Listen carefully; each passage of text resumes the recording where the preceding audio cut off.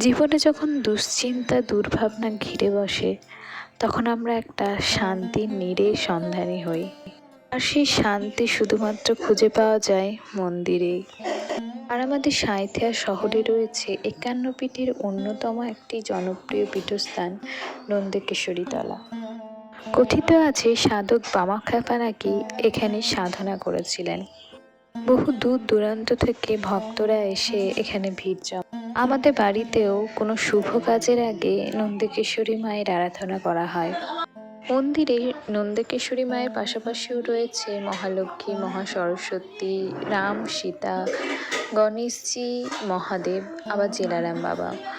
বলে নাকি জেলারাম বাবার কাছে মন থেকে কিছু চাইলে তিনি মনোবাঞ্ছা পূর্ণ করেন। আর এভাবেই মন্দিরে কিছুক্ষণ সময় কাটিয়ে ফেরার পথে ভাইকে স্কুল থেকে নিয়েই ফিরলাম।